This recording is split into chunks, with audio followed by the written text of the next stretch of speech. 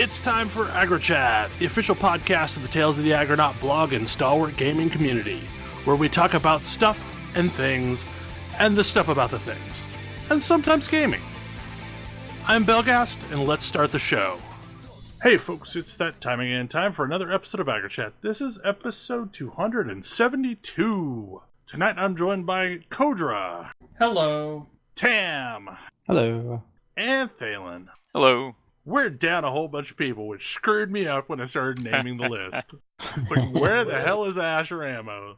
They're always starters.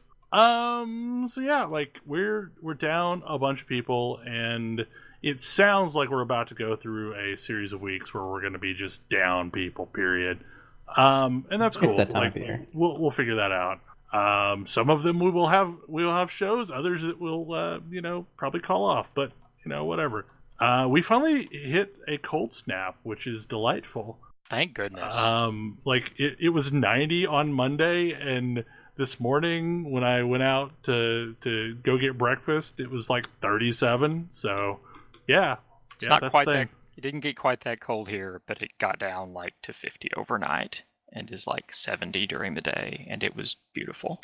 I can take my son to the playground and it not be oppressive. Yeah, we're on the other part of the country, and so now it's gone from delightful to a little cold. Yeah. No, it's time you shared. But hey, it's flannel weather. I actually got to wear my Nintendo controller stocking cap today, so I was happy.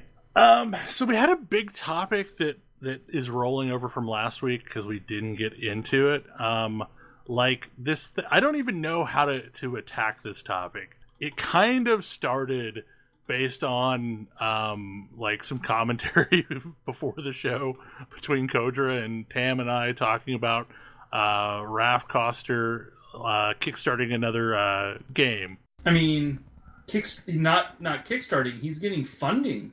Oh, right. Like, he got funded, granted $2.7 million, which I'm not sure how far that gets you. It's like stage 1 funding. Okay. Gets you enough funding to, like, start putting together design docs for something? Yeah, build a prototype, get, some initial thoughts. I guess one thing that it's hard to sort of notice with game dev is, like, it follows similar investment models as tech. So, like, you're gonna get, like, fun. It's why games, like, can be canceled, because you have funding each round, and you show off to whoever is funding it, like, hey, it turns out this part, what's the word I'm looking for? Like, hey, we got the money for this part. They were happy with this part. They're going to give us more money to make the next part. Yeah. So, presumably, whoever funded him this time, he would go to them and say, here's a prototype. Here's how much I think it would cost for us to go into the next phase and be successful. Here's what it's going to look like. Here are our timelines. And then based on that, they either get greenlit or the project gets canceled. Or they go seek out alternative funding sources. Yeah. You find somebody else who's like, yeah, willing to play. Willing to see what we can do here. I mean, so the reason why this was interesting is because it comes shortly off of the heels of WoW Classic coming out, and for the most part, looking pretty successful, looking like there's still a market there for this type of game. And so, is this a coincidence, or is this the sign that, like, if, like, 2.7 million, as you said, probably phase 1 funding, is this somebody who says, hey, maybe we should get into this market? Maybe. I don't know. Because it's either they move really fast, and I guess it's possible, or he certainly talks like they've been working on this for quite a while and had yeah, because it's not impossible to be like, hey, we got funding super fast because we've got a really compelling thing and people really wanted to jump on it, but that's pretty rare, I think. Like, I suspect that this was in talks before Classic launched. Yeah, I believe that, but maybe alternatively, Classic provided a data point that was useful to their business case. Yeah, and that may well have been the case where it's like, oh, hey, we were interested in this, but couldn't quite get, like, the full go ahead. But what this gave us is, hey, actually, yes, we've got some, this is going to make the difference in signing the paperwork or not. Yeah, this makes this project seem less like a outrageous risk. Which, and Classic had a fairly, I don't know, not necessarily long, but a pretty popular alpha test cycle, beta test cycle. Yeah, that's true. From what too. I've heard, some of the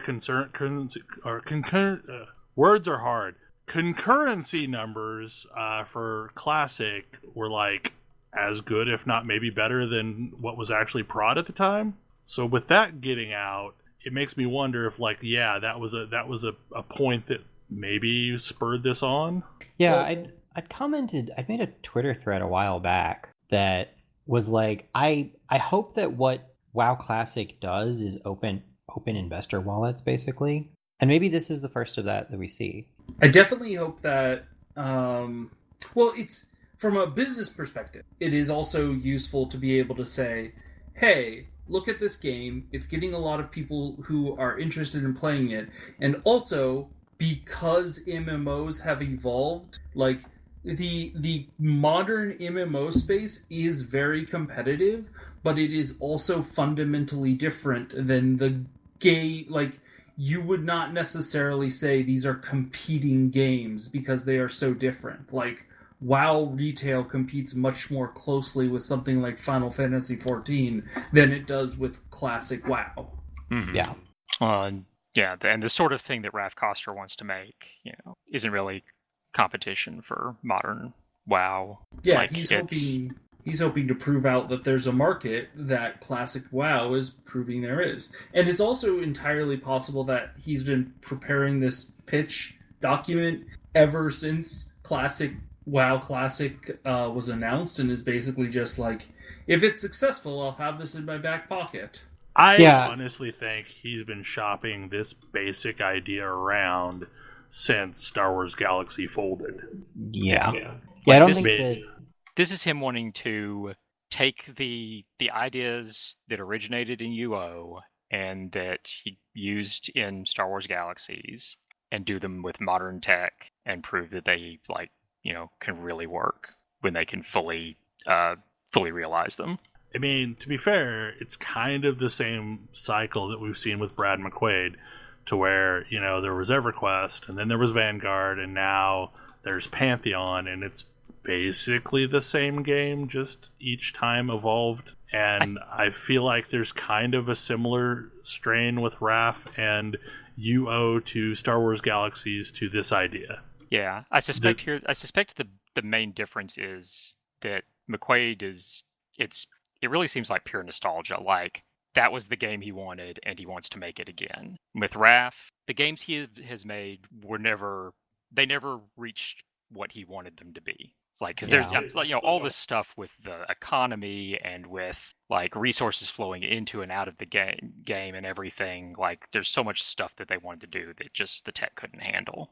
And would it actually really work the way they expected it to? We don't really know. Maybe we'll finally get to find out. Yeah, as I said, this was a interesting very shortly after Classic WoW, and I'm really hopeful that we do see more investment dollars into this marketplace.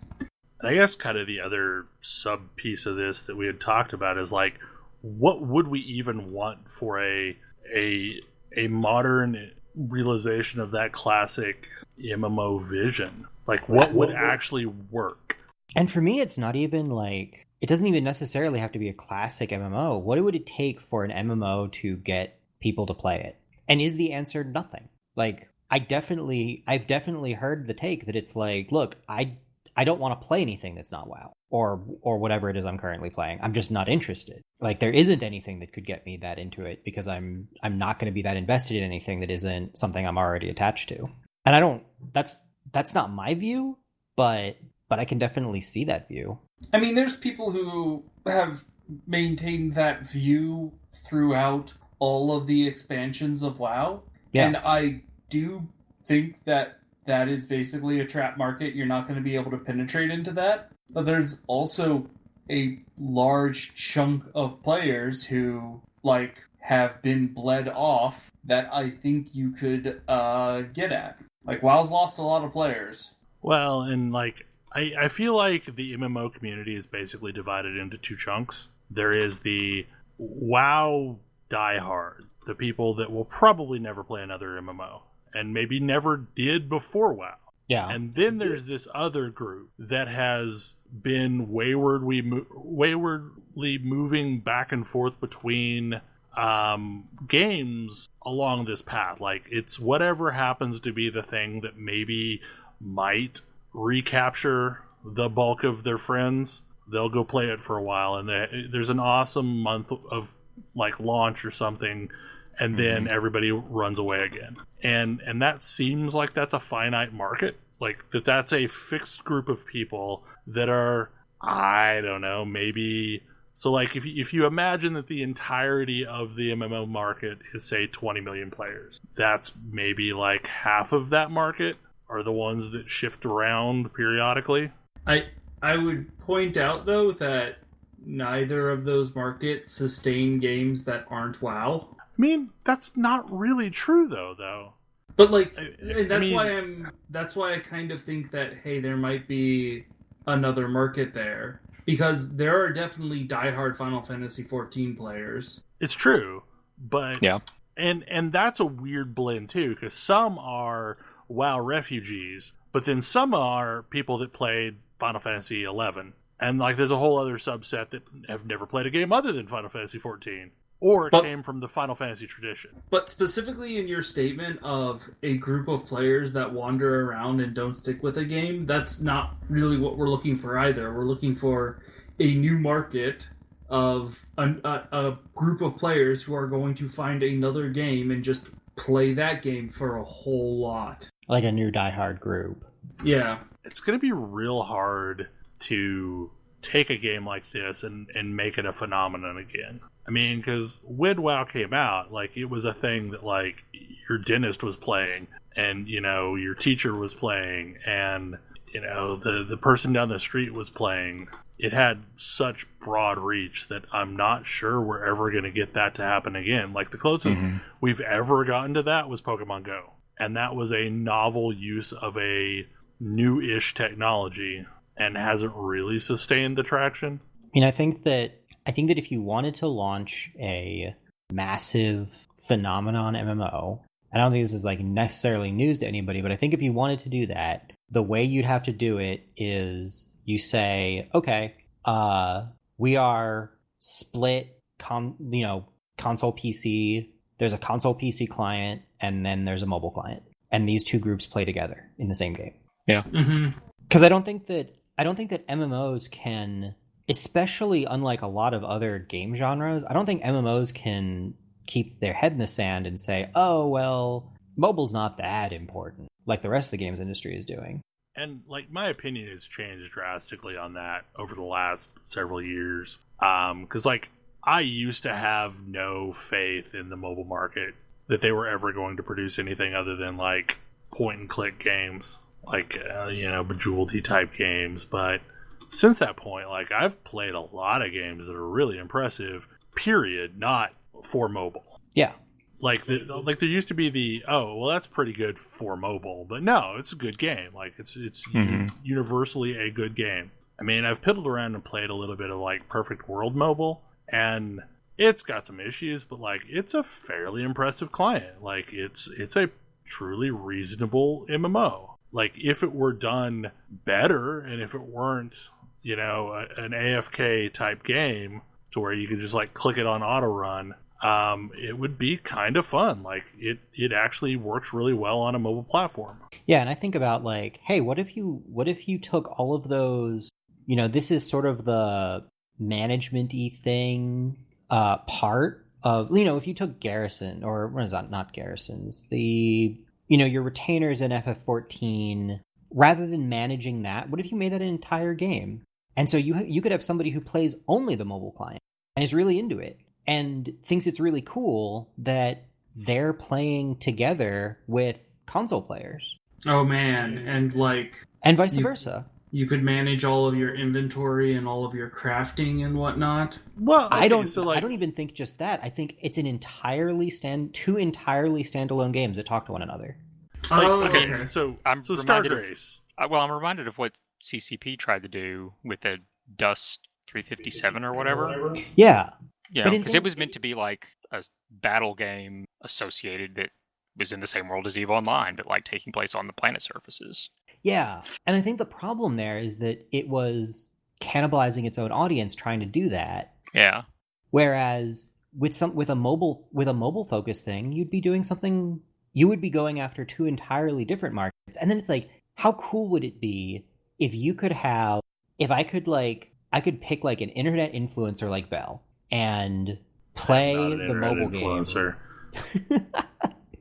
Play my mobile game and like participate in this thing with like my favorite streamers, my favorite whoever, like the people that I look up to on the internet. Since that's a big thing, I can participate, and it doesn't have to be like, oh, these 4 people get to play with. It's not like play with, I don't know, I don't even know streamers, but 4 people get to play with whoever. It's like, no, everybody gets to join in. Yeah, what would be really cool is like, okay, so think of raiding. Raiding has a certain upkeep to it that is the worst aspect of raiding. Like, you got to go farm materials, you got to go make like pots, you have to have like buffs and things like that. Like, what if you had a game kind of like, what is it, Recettear, where like you're the maintenance crew for a raid? Yeah, or like just like Recettear, where you're a player-owned shop and your shop also exists in the real game. And so, like, if you're a raid attached to a active group of players playing the mobile, well, then, maybe everybody gets a pot or 2 each week. Or maybe, there's a buff that, like, helps you raid. And if your raid team clears content, then you get different items that are available for crafting or whatever on the mobile app. And, like, I could almost see, like, it's not just one mobile app, and it may be like a series of mobile games that are all centered around synergizing with, like, the MMO client. Yeah, that'd be super fun. Mostly I was going to talk about, like, Star Grace when we were playing Classic. Like, she's playing a vastly different game than the rest of us. But, like, she was wheeling and dealing on the market, like, constantly, to great success. And I used to always think that, like, if WoW would just give me a fishing game, that would have been awesome. Like, let me do my fishing on a mobile client while I'm not in-game, while I'm, like, sitting in a doctor's office or whatever. Well, so that's another interesting thing is, like, it would be interesting if you could have a lower fidelity version of WoW. Like, so that's a thought. Is like, one thing is it could be a completely different game, but another thing is you could sort of be like, okay, I want to play some WoW, but I don't want to think about it too much, and like really all I need to do is like, so basically when I am playing WoW and I am like grinding for herbs or I'm grinding for like lock boxes or whatnot, that's very, very low effort.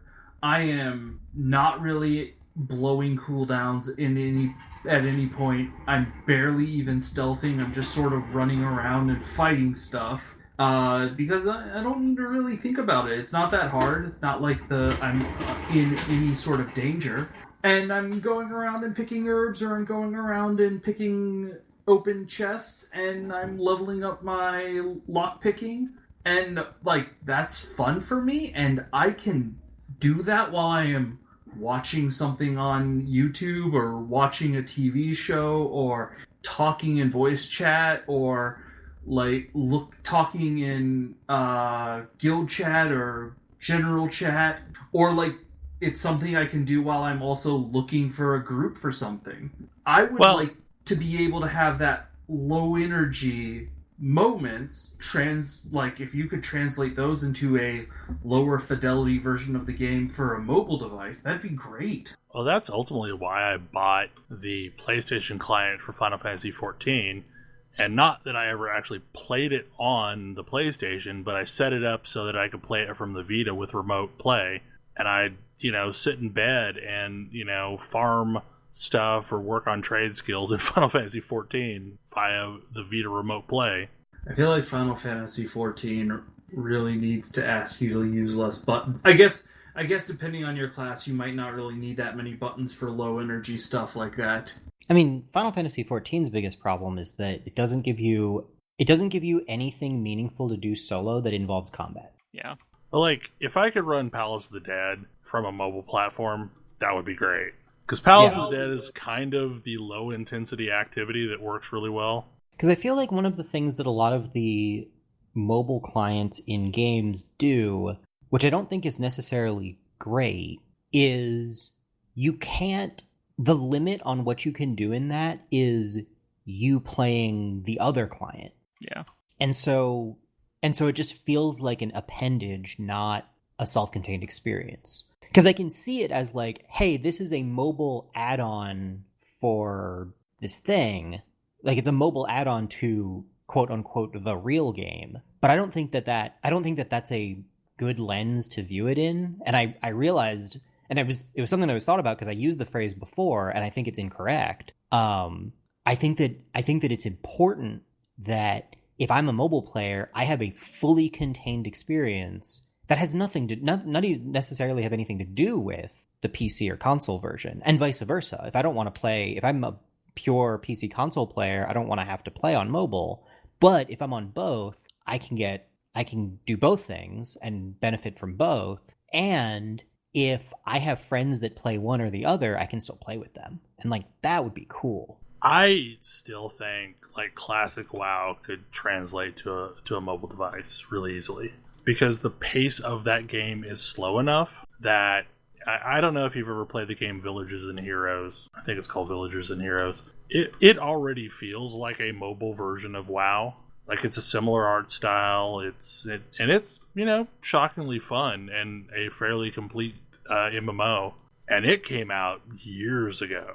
Like, it predates all the games that have actually made me start thinking of mobile as a primary platform for certain types of titles. But it does a good job of being a mobile MMO. Like, I could absolutely see playing WoW entirely through that kind of an interface. I think you need to probably do some redesign, but yeah, I can see that. Like, I feel like classic WoW still has too many abilities for a mobile client.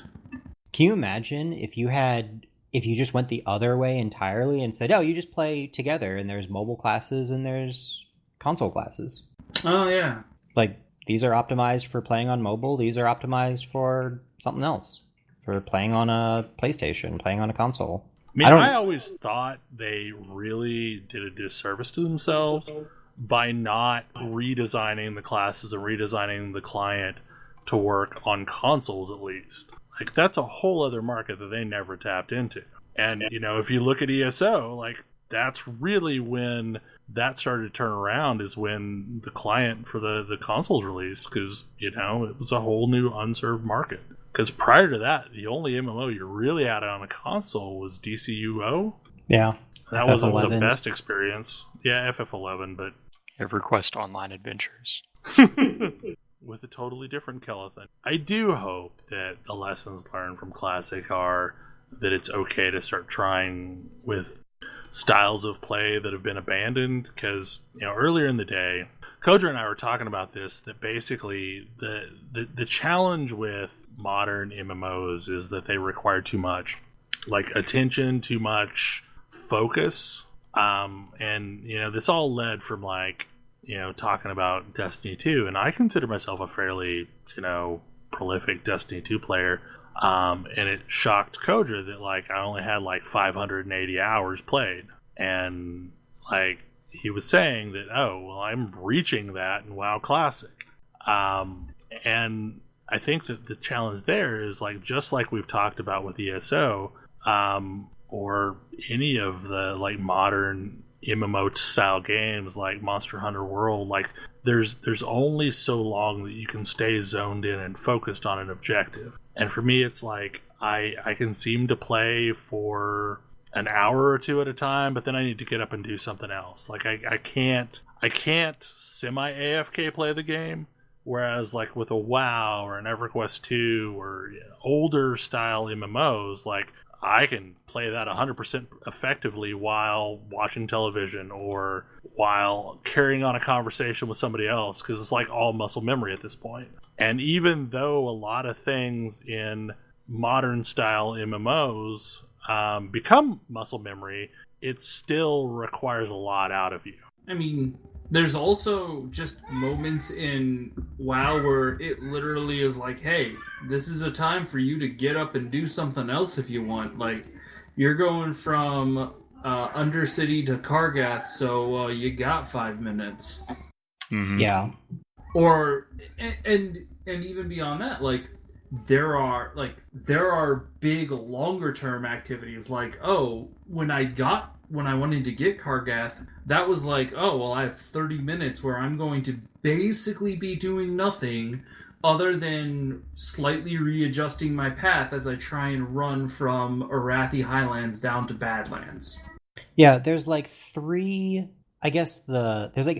tiers of activity. There's like, I'm all the way on, and then there's I'm not, but it's like I'm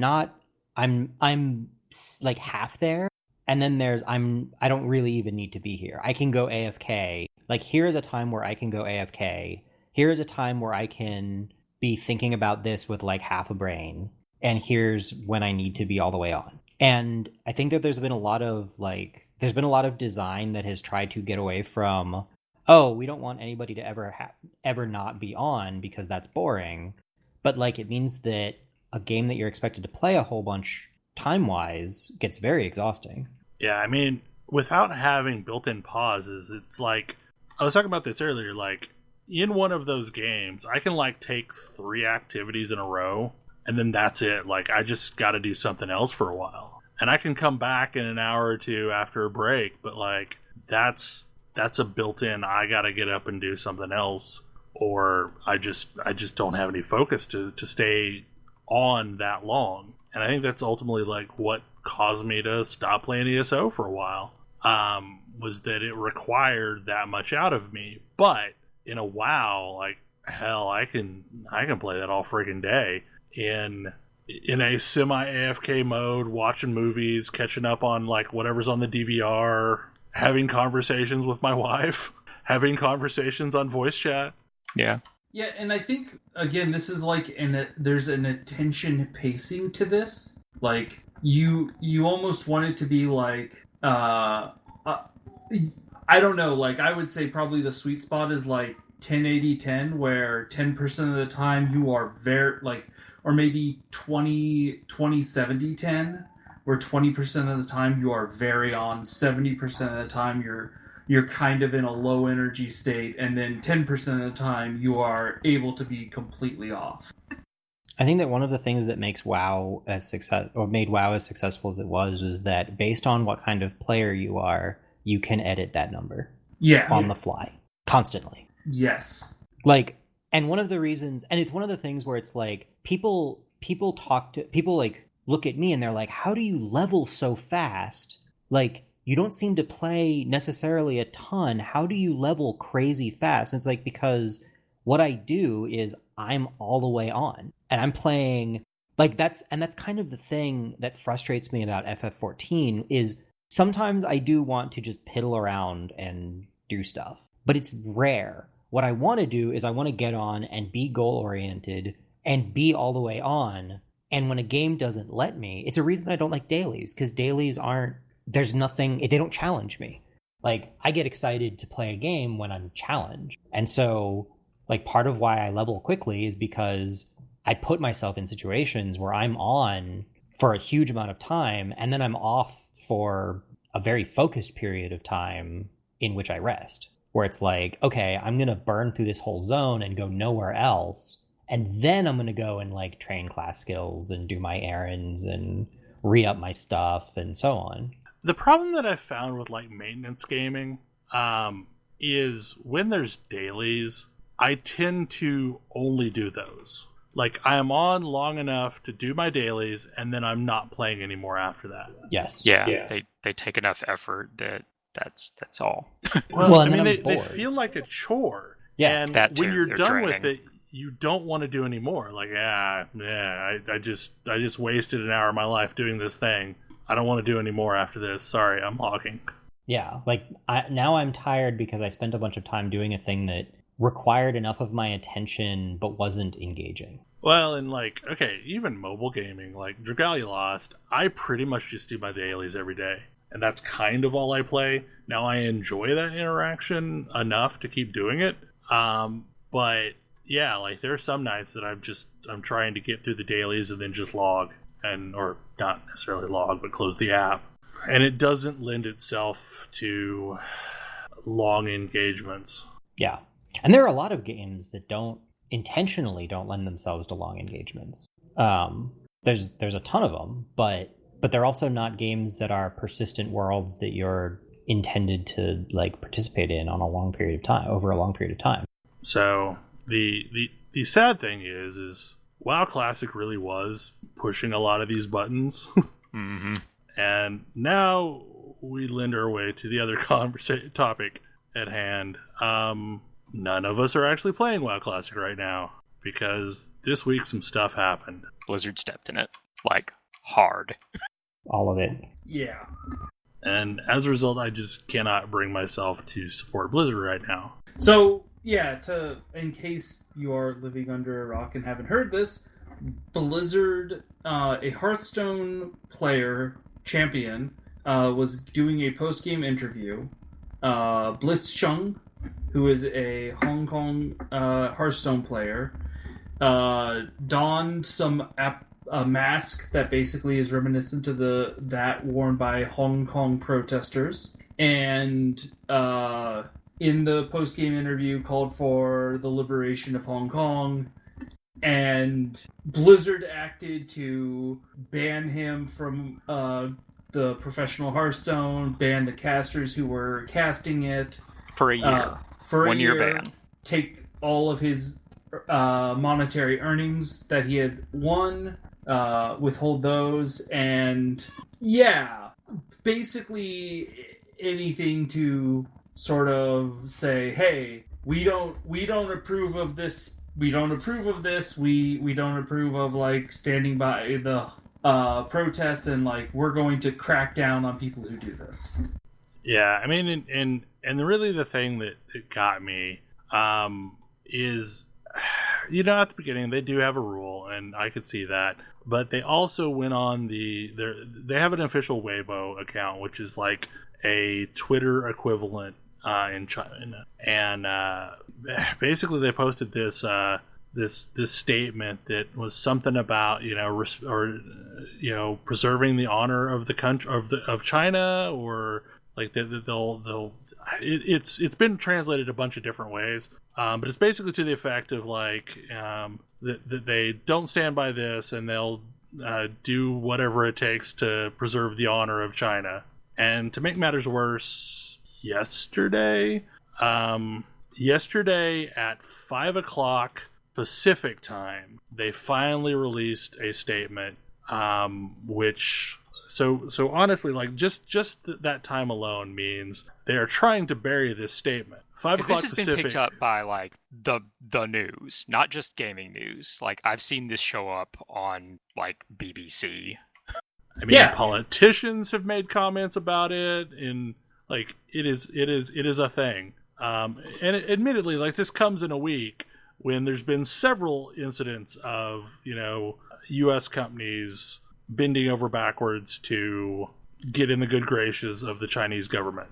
Well, and specifically to represent a position of trying to shut down dissent around the issue of Hong Kong. Like, there was a message of support from one of the NBA general managers that got deleted and apologized for.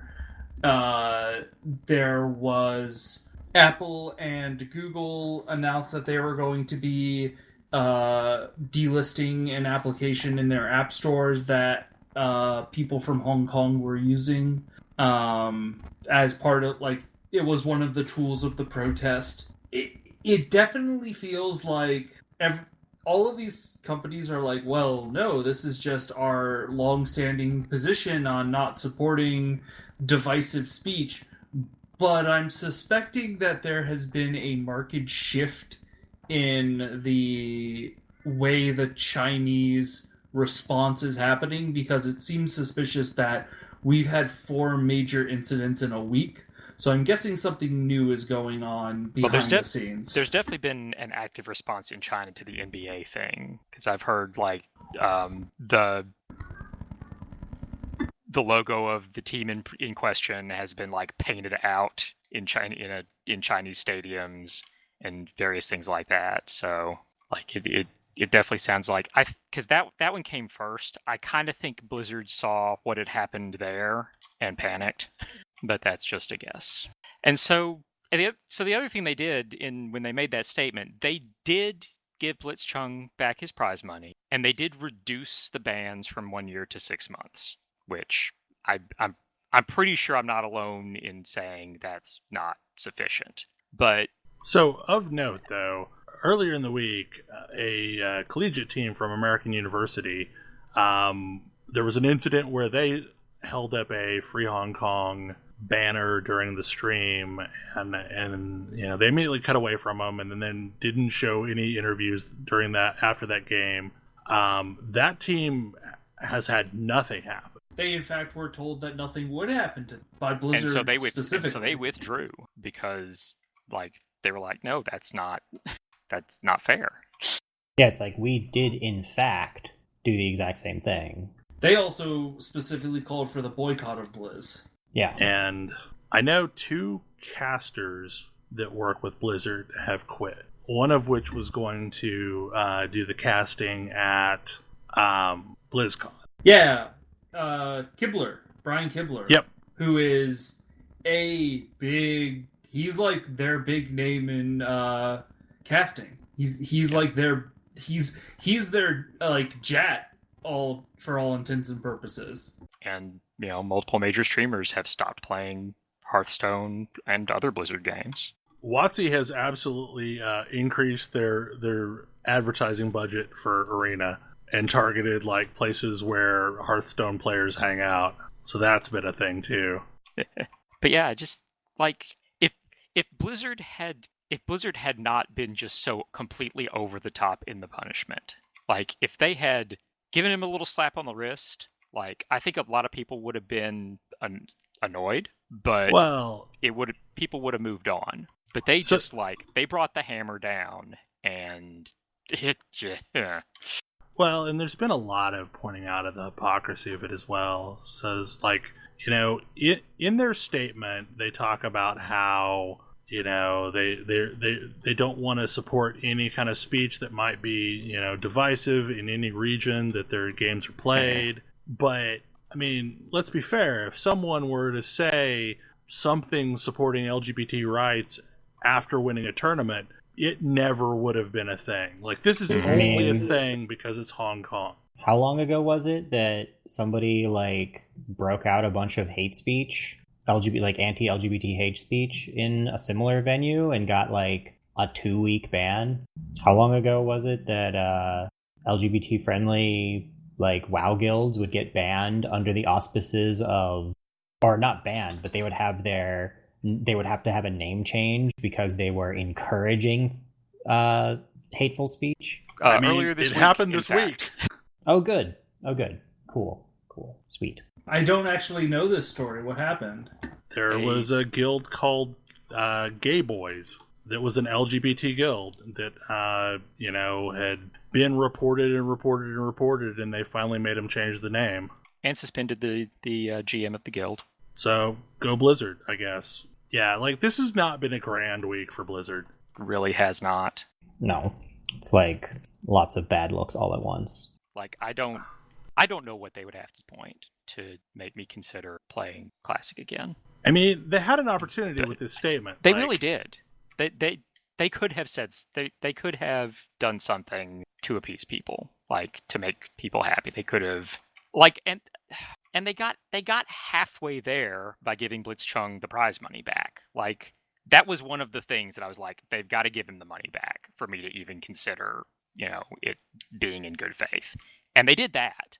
They just, you know, completely screwed the pooch with their actual statement.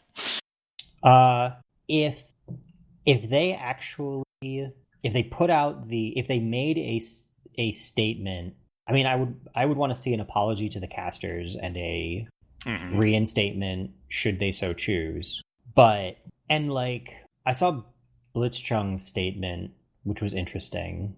I mean, Blitzchung mostly came off as seeming pretty okay with getting the money back and being like, well, I guess I'll plan on seeing where I am in 6 months and going from there. But like, still planning on playing Hearthstone.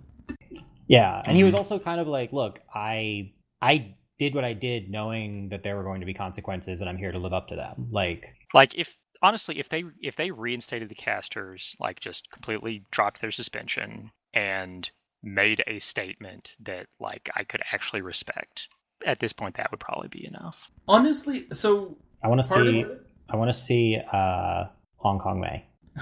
Make Hong Kong May. Make that statement. Put your money where your mouth is. Make that statement. Okay, I would believe that. And it's like, yeah, is that a transparently? Does it turn into a transparently capitalist like exploitation that gets Blizzard money for their own controversy? Like, yes, but it's also a pretty strong statement in one of the only ways they are able to. This is for me. Everything else is empty words. For me, the thing is like, okay, so I made a comment on Twitter that basically like, go back to your room and don't come out until you can tell me what you did wrong. Like, reality, that's what I want. Like, I want an apology, and I want them to tell me what they did wrong. Like, I want them to understand what they did wrong. Yeah. And had they done that, like, I'd have been fine. Like, I'd be back playing WoW Classic right now. But I don't think that's going to happen. And I think what's going to happen instead is they're going to have a second BlizzCon in a row that is going to be controversial as hell. Because there's already protests planning. There's a lot of people saying they're gonna wear free Hong Kong shirts to BlizzCon and be sitting in the audience in the main room. There are protests planned for outside of BlizzCon. I expect a lot of Winnie the Pooh licensed stuff to be in present. Yeah, but like last year was a bad look for Blizzard. Also, I've heard rumor that Diablo Immortal is slotted to launch on like October 25th, 26th, something like that. They also recently launched COD Mobile, and it's apparently doing extremely well in China, which might like lend itself to why they've been super cautious. So I kind of want to go back to what I would like to see as far as like statements from Blizzard. And I know it's a very anodyne statement, but this is what the views and opinions expressed by the views and opinions expressed by the players are not necessarily those of Blizzard. Like, that is a super legalistic anodyne statement, but it's also explicitly a pro-free speech statement. And yeah, that's a statement that you can put out there, and if you stick by that, I'm mostly okay. Like, hey, we have employees of Blizzard. Those are the casters. They have specific things they're allowed to say and not allowed to say. The players are not that. They are competitors. They get to have their own opinion. And, like, this is where things get messy, though, because free speech is an explicitly American idea. But, like, that's why this is very messy in a lot of ways. Because you have very, very different value systems colliding with each other. It feels like. And it's all playing out on the backdrop of capitalism. Well, and I try not to make value judgments on like value systems that aren't my own. And like, sure, you can support or not, but like Blizzard's an American company. Mm-hmm. If this were like if this were a Chinese company that I happen to play the games of, I would have a very different opinion. For starters, I wouldn't like it anymore. But you would understand why they are doing this and understand sort of going in that this is what happens when you're Yeah, it wouldn't feel like hypocrisy. Yeah, it's like, all right, well, by playing this, I recognize that I'm tacitly supporting this thing, and if I choose not to do that, I can choose not to do that. Yeah. And in this case, I can tacitly choose not to support Blizzard because I don't believe in their approach to this. So, I mean... Yeah, I mean, like, it'd be different if, like, we were playing Alloys, which is a Russian game, and something screwball happens as a result of it. Like, oh, well, that's a Russian game. Like, that's the chops for dealing with Russia. Yeah, there's other, I accept that there are situations in which I'm going to have, if I play I'm trying to even think about it. There's definitely games where it's like, hey, I play this and I play this, or I watch this movie, or I read this book, and I understand that I am not necessarily the core audience for it. And so that requires a certain amount of, open-mindedness on my part. But at the same time, there's a bunch of stuff that I don't support because I don't support the environments in which it's created. Mm-hmm. I mean, this isn't exactly related, but like, had I gotten banned for creating my Phantasy Star Online 2 account that I went through all these hoops to get created, I would have been fine with it because, like, I did a bunch of stupid stuff to make that happen. Like, I took the responsibility of knowing that I was doing something weird. Yeah, you're not going to go on their forums and be like, oh, I'm a paying customer, because it's like, look, you broke their TOS in like 3 different places in order to do this thing that you're not supposed to do. Technically, yes, you were able to do it, but I'm not going to be mad if it comes back on me for doing it. Yeah. It's just real frustrating and real disappointing. I mean, because, like, I did a lengthy blog post about this, and I'm like, I can understand why they took this stance, but it doesn't mean I agree with it. I mean, they made a trade-off, and... Yep. Yeah, I get why they did it. I can't support it. I mean, it's a monetary decision on their part, and they chose to do one thing instead of another thing. I mean, I feel like they made a decision to chase potential customers at the sacrifice of their current customer. Mm-hmm. And, like, I'm gonna be straight up honest. If nothing changes, and during BlizzCon they announce that, Diablo 4 is coming out, the thing I've been waiting on, I'm not gonna play it. Like, I want that game to exist more than almost anything else, but I won't play it unless something changes. And that's as strong a statement as I can make. Like you have to know me to understand how much I want Diablo 4 to be a thing. Yeah.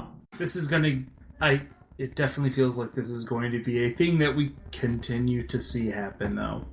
Yes. And yes. That's honestly the thing that worries me the most, because in looking at the other companies, no one necessarily has clean hands in this department. Because like, all of the Destiny players, one of the first things they said this week was like, oh, thank God we got off Battle.net.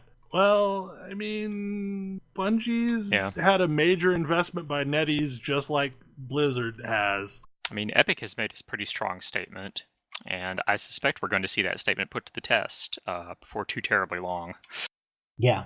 Yeah, I mean, that was what I said. Like, Epic has made a very strong statement, and I don't believe it for a second. I mean, Riot initially made a fairly strong statement, then waffled immediately. Yeah.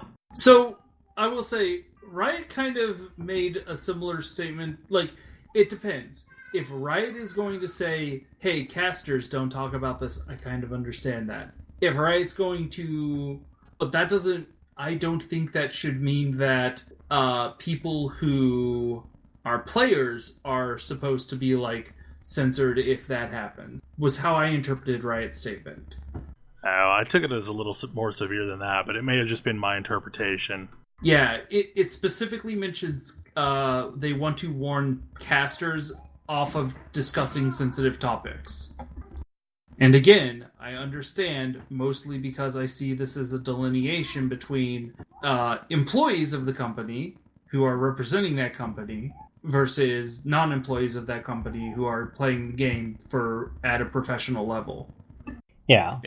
I mean, and there's a whole other series of issues with, like, hey, actually, maybe employees of companies who are not expressly representing the company shouldn't be considered representatives of the company.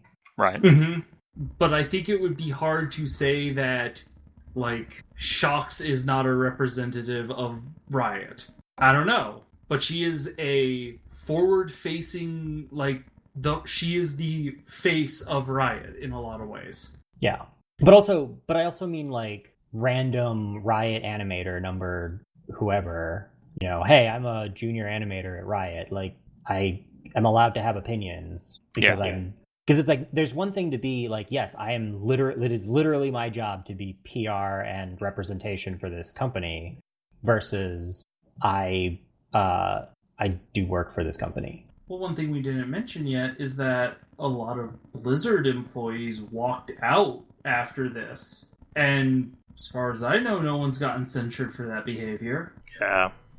They also covered up the phrases on the orc statue outside that were like, think globally and every voice matters, I think. Yep. Yeah. But no, I've not heard of anybody getting fired over that either. Or even like a stern talking to. Well. Yeah, I know. But yeah, again, we wouldn't know because people aren't going to talk about that. Unless somebody did get fired, I'm pretty sure we would have heard about that. Maybe. It's fairly common to say, hey, it's fairly common to put people under an NDA if they want, like, severance. So, it was a really crazy week. It's been a hell of a week in gaming, it was. Yeah. And I have a feeling there'll probably be another statement made on Monday. I really do think they were intending to bury the lead with the statement that they made on Friday, given that almost all game publications have kicked off with posts for the day by 5 p.m. on Pacific. Yeah, with that timing, absolutely. Yeah. You don't, your late Friday afternoon posts are not the ones you're proudest of. I have been proud, though, of the sheer number of people that are, I mean, maybe not vocally boycotting, but also stopped playing as well. A bunch of people that I did not expect. This has definitely been one of those, like, a bunch of places that I did not expect have come out with similar views. And I'm not like, including a bunch of people that's like, look, I don't agree with you at all, except here, yes, we happen to agree on this one situation. Yeah. How badly do you have to have messed up for this to be true? It's a little rereading through the post. It's very frustrating that they start with every voice matters. Mm-hmm. Oh yeah, of course they do. Every voice matters except for right now. Yep. And the line where the problem is like they've already explicitly proven that like some of the positions they take in this statement are just on their face false. Like the specific views by Blitzchung were not a factor in the decision we made. I want to be clear, our relationship in China had no influence on our decision. It's like we are just enforcing the official rules, which of course when the college team does it, they aren't enforcing those rules. It's selective enforcement. Every animal is equal, but some animals are more equal than others. Yep. So, yeah, that's probably all of that topic. I think there's enough time for another topic, because I don't think it'll be super long. Tam, you have been playing Hades. Yeah, sort of in the like, hey, I want to play something else. Hades has been in early access for a while. I have been largely ignoring it, because I mostly avoid early access games. Even ones from Supergiant, who I love. I was like, let me not. I played quite a bit of this early on, but I have not played in like months. I really, really like this game. I don't normally go in for the very like Diablo-y style. I like this structure because it makes me like do different things every time.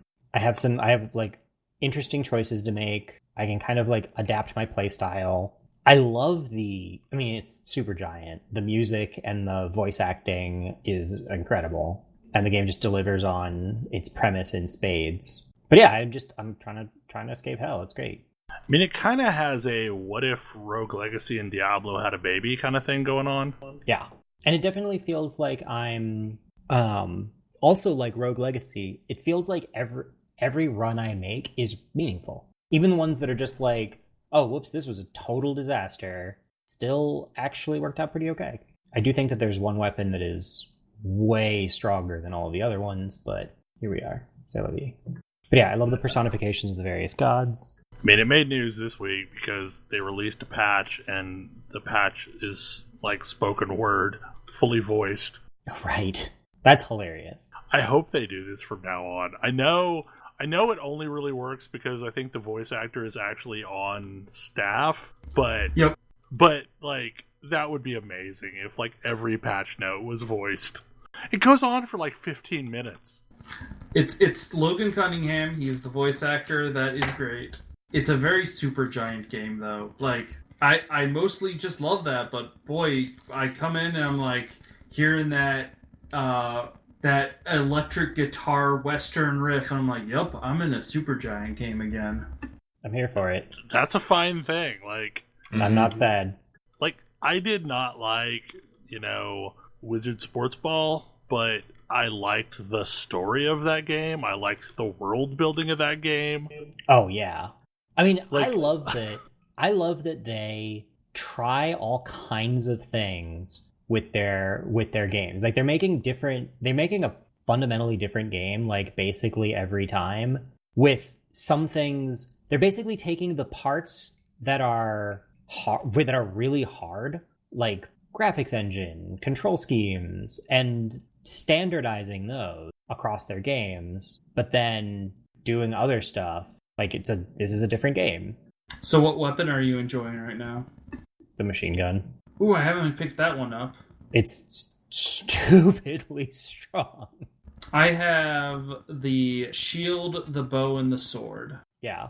But the shield was cool. I got really far with the shield. I think that's what I was playing with the last time I played was the shield. You give up a lot of defense using the gun, but it's the same defense that you're giving up using the bow, except that it fires automatically and you have to reload it. I would love to see Supergiant do a game in the vein of a Dragon Age. Like a character-driven RPG. Because I love Supergiant characters. So I love that style of game. I feel like Supergiant has found its niche, which is like we have a group of employees that we don't really need to scale up that much, and they would need to scale up by a lot to get to the point where they could make a big character-driven RPG like that. Well, I mean, maybe not even a Dragon Age, but like something like Tyranny, which was also a character-driven RPG of sorts. Because like all the characters in Tyranny felt like they mattered deeply. Yeah, I could see that. It also would be a little interesting because, well, they wouldn't necessarily need to do it, but was Tyranny turn-based? It was, yeah. Okay. I mean, I'd be fine with like a Tyranny-style game done by Supergiant. The truth is, I'm going to play whatever comes out from Supergiant at this point. It's true. At least try it. Yep. Yeah. I mean, I've run into multiple games from them now where I'm like, I did not think I would like this, and it turns out I'm a huge fan. Sword Boyfriend was amazing. Is it still relatively cheap on Epic Game Store? I don't know. The Epic Game Store is kind of hard to parse for me. Like, when I bought in, it was very alpha, and it felt like it was at a severe discount because it was very alpha. But I also don't remember what I paid for the other Supergiant games, so that may just be them. Because I want to say it was like $24 or something like that. Yeah. I really like Cerberus. He's such a good dog. He's the best dog. I like that so many of the characters you run into, like Mega Era is also really funny. Because she's so tired of your nonsense. The first boss? Yeah. Yeah. Well, and that being so tired translates well when she is stomping your face into the dirt like 10 times in a row. I feel like this is going to be... Go ahead. I was just going to say, I feel like this is going to be a really good game, especially on a Switch or something like that. There's a few enemy attack patterns that I haven't quite sussed out. And as a result, I can't beat them. There's one that I'm currently dealing with that's like Minotaur, and he just wrecks me. And I have not figured out how to not make that happen. The Minotaur? Is that boss 3? Yes. But I've also had the thing where it's like, I fought bosses and like, wow, how is this boss even beatable? And then I beat them. And they're like, it's like, oh, because the first time I fought Mega Era, it was like, wow, I got just trashed. Yup. But now I'm like, okay, unless I do something egregiously wrong, I'm fine. And I'm getting used to different combinations of I'm thinking of different combinations of abilities. I definitely have picked up preferences for some gods over others, though. Who's your favorite god? It's somewhere in between Zeus, Ares, and Aphrodite, and Artemis. Like, depending on what I've gotten, depending on what they're giving me, like, those four tend to be my big wins. That having been said, I've picked up a Poseidon build that's like, oh, this is ultra stupid strong, and it's super fun. There's some like very random things that you can get where like two gods will give you a boon at once. So you get this like weird combined boon, and that's really neat. If you haven't played this game, basically the way it works is you're Hades' child trying to escape hell, and the gods of Olympus are kind of helping you out. And so the roguelike part of it is you collect things that they're like sort of helping you out, but it's pretty random because Greek gods. And so each time you try to escape, if you die, you get sent back to the start. Each time you try to escape, it's like a new set of things that you get to help you get out. And as a result, you end up with some like weird combinations of things and have to adapt your strategy pretty often based on what's available to you. And like there's this combination of like, oh, here's some interesting utility, and like here's just raw damage. And you kind of need both. Yep. But it really hits my love of this all of the stuff that you have might not be optimal, but figure out how to make it work. Well, I am sure we will probably talk about this game on future shows because I know Grace has also been playing that. It's super fun. Yep. I look forward to finding out what combinations I like again, because I have not played this since the early access, the like first day. It's apparently changed a lot. I find it really cool. Yep. I'm glad. I wasn't going to play it until it was out of early access, but I needed a new game, so here we are. One interesting final thought, it turns out that cross save has been a thing that people have been using to get off consoles and onto PC for Destiny 2, because suddenly the PC is the most active platform, whereas right now 58% of all active players are on the PC. And previously, it was 56% were on PlayStation 4, which I find super interesting. But with that, we're past time. So hopefully you enjoyed the show, and we will see you again next week. Good night. Good night. Good night. Good night.